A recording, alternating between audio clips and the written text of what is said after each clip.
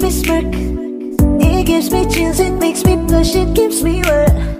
And I can see her winning the Miss Universe. And if heaven does exist, it will most probably look like her, yeah. May babae ako nakitang kay ganda. Yung mga mata niya ay bibihagin ka.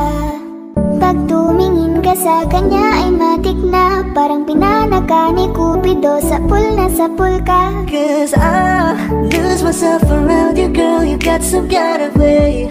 There's just something about you, girl, that makes me wanna stay. Kung ako na nga ang papipiliin, panalo ka na matik, pwede mo pa kong alipin. Ikaw lamang ang laging nasa panaginip ko. Ayaw ko nang itigil to. Araw-araw kitang aalagaan, sasabihin sa'yo na. So yun po, magaling buhay po sa ating lahat. Panibagong araw naman po tayo at panibagong vlog na naman po tayo ngayon. Bago ko po umpisa ng aking vlog ay magpapasalamat po muna ako kay Tropang Bisaya sa kanya pong tulong at binigyan po tayo ng kanyang video. Chat out nga po pala kay Sir Gatul Bernard at sa kanya pong asawa kay Ma'am Bibi Jane at sa kanya pong mga anak, sa family po niya. Yan kay Sir Nestor Gio, shoutout din po kay Tita Lorna Rabang, kay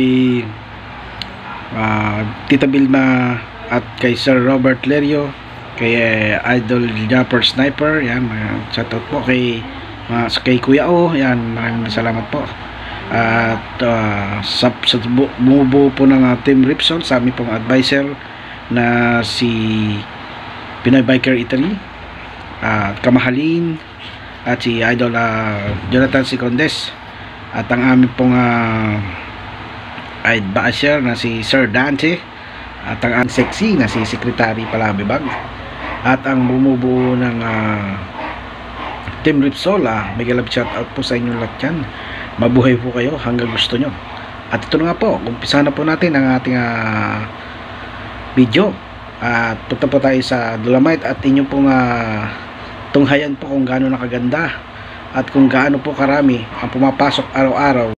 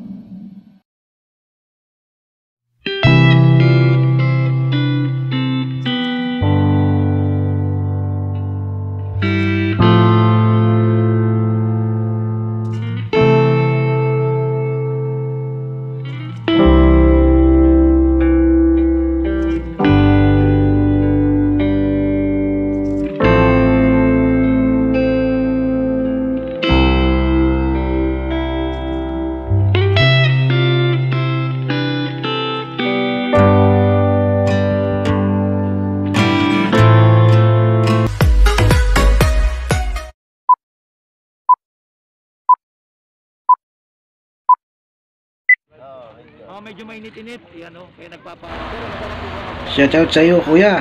Sarap ng iyong pagtatampisaw dyan sa Tanilabay, sa tubig. Sarap ng paliligo. Sir, anong masasabi mo sa tubig nga Manila Bay ngayon kaysa noon? Dati sir, naligo na rin kayo dito. Oo, kailan di namin kaya sikurahin Baho talaga. Oo, may amoy talaga yung tubig. Pero ngayon sir, tanong ko lang, may amoy pa ba yung... Wala na. Wala. Linis mga kababayan. Grabe. Nakikita niyo po yan mga kababayan. Dati may amoy talaga. Mabaho talaga sir, no? Oo. Tsaka may itim yung... Oh, ayun o. Di na nag... Ang ano nga naman rin kung lumbayan niya.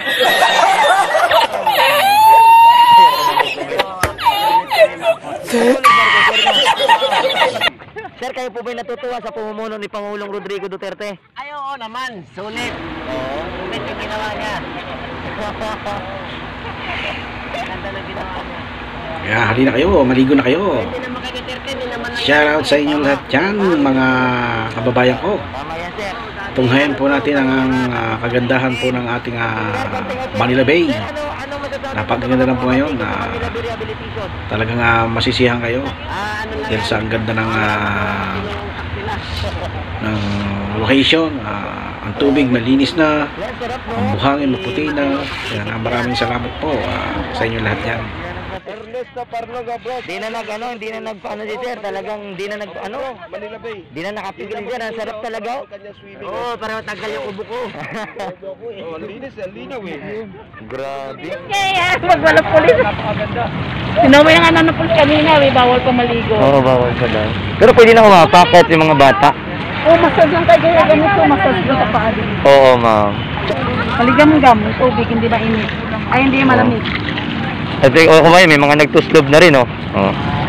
Di sir, talaga, natutuwa talaga ako dito eh. Sir, 1 million views ka. Sila ang bukod tang. Kamera? Parang nasa Boracay lang, oh. Sarap. Kahit yung mga bata dito kabayan, hindi na rin natatakot yung mga magulang kasi malinis na rin naman kasi yan. Hindi na katulad ng dati. Mantalang dati puro burak yung makikita nyo dito. Oo. Diba sir? Puro baho-baho nito dati sir, ano? Tapos, langis.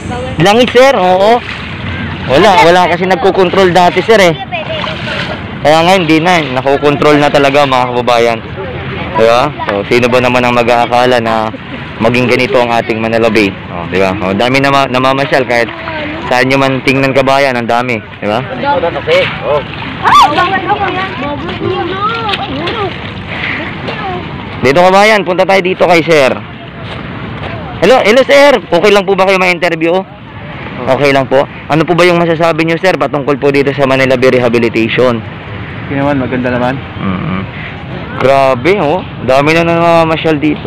Basura dito eh. Ayaw nila ng ganito sir, basura yung gusto nila. Puro basura eh. Balik po basura dito, sabi. Nung kailan lang month na yun, di ba? May nag-rally dyan, ayaw nila ng Dolomite. Sabi namin, anong gusto nyo? Basura o Dolomite? Sabi nila, basura. Sabi ko, grabe. Oo. Dami mga kaibigan, no? Talagang. Ayan na, mga 10 minutes pa lang. Pero okay naman kasi kinontrol na ng ating kapulisan, no? Kasi talagang pupunuin eh. Pupunuin mga kaibigan. Oo.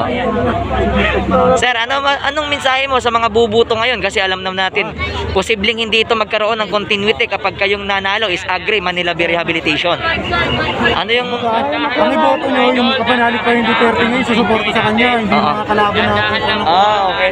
Yan mga kaibigan, ang dami. Sige sir, ingat. Grabe Oy! Ang dami. Grabe. Grabe Ang hirap kontrolin. Napakasaya na rin natin, ano? Oo nga, ang dami mga kaibigan. Ganun po yung... Ingat! Yung mask, huwag yung tatanggalin. Mga kababayan. Grabe So bali mga kaibigan, kumbaga kinontrol ng ating kapulisan. Kumbaga yung mga narito na kanina, yun muna yung pansamantalang pinalabas at yung mga bagong dating, sila naman po yung mga pinapasok, no? Tingnan nyo kasi mga kaibigan, talagang maraming sabik na sabik siya ngayon na makita nga po itong ating Manila Bay. Ayan. Hello. Ingat, yung mask wag tatanggalin. Hello ma'am. Enjoy kayo, enjoy. Kaway-kaway tayo sa vlog. No, shout out sa mga kids. Ingat mga kids, mga kaibigan. Ingat. Ingat ma'am, ingat, enjoy. Ayan mga kaibigan. Ma'am, ang dami. Oo. Actually, kung hindi kasi nila kukontrolin, ingat po. Kung hindi ko kontrolin mga kaibigan, ay talagang pupunuin ang Manila Bay, no? Kaya nga po, ito na po, kinontrol na po ng ating kapulisan. Kumbaga, yung mga nauna mga kaibigan ay pinalabas na po at yung mga bagong pasok, sila naman po muna ang pinapasok, no? Kasi nga po, kung ipapatuloy yung katulad ng mga nakarang araw na talagang allowed at pwedeng magtagal sa loob, abay pupunuin ang ating Manila Bay mga kaibigan. Kaya nga po nakikita po natin na talagang salamat naman at kinontrol kasi kahit papaano, ang dami talaga ng tao sa ngayon mga kaibigan. Eto, tingnan nyo naman. Talaga naman, oo, hindi ko alam kung ano na naman yung lalabas sa news, di ba? Hindi natin alam kung bakit ganun, mga kaibigan. Ang dami ng tao, sobrang dami na nag-enjoy.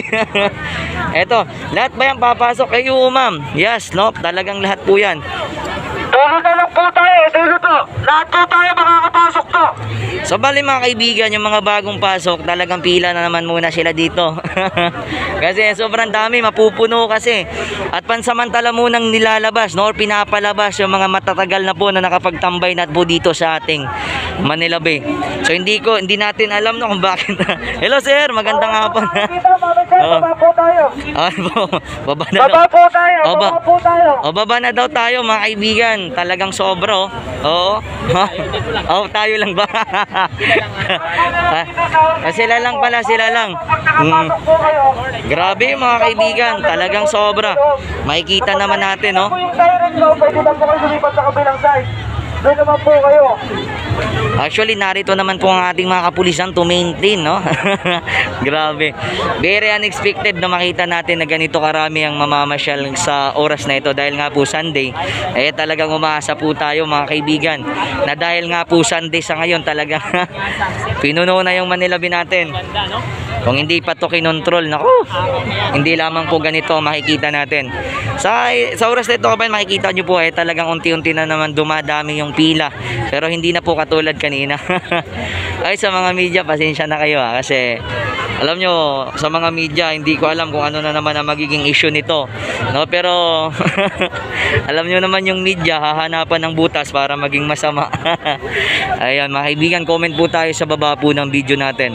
Kung may mga opinion po kayo patungkol dito. Grabe mga kaibigan. So ito yung magiging laman ng balita mamayang gabi. Asahan nyo po yan. Pero hindi natin alam kung ano mga sasabihin ng media. Hayaan natin yan. Ay, hello ka. Ayan. Ayan, sa mga kids. Cute na mga baby. Hindi, talagang matagal kasi yung mga kids na ano, sobrang tagal. May time limit na siya, sir. May oras na. Na lang yata tapos lipat dito. Yung iba na gusto lumabas, lalabas. Pero yung iba na ayaw, pwede pumunta sila doon. 10 minutes. At dito yata 5 lang yata. 5 minutes. Medyo mataas-taas. Kasi pwede po sila pumunta ng Pesto, yung viewing area. Oo. Pero hindi ito 5 minutes tapos lipat sila dito. At kung gusto mo pa tumagal, punta ka ng viewing area. Oo, grabe no? Sa may Paura. Yung aking doon.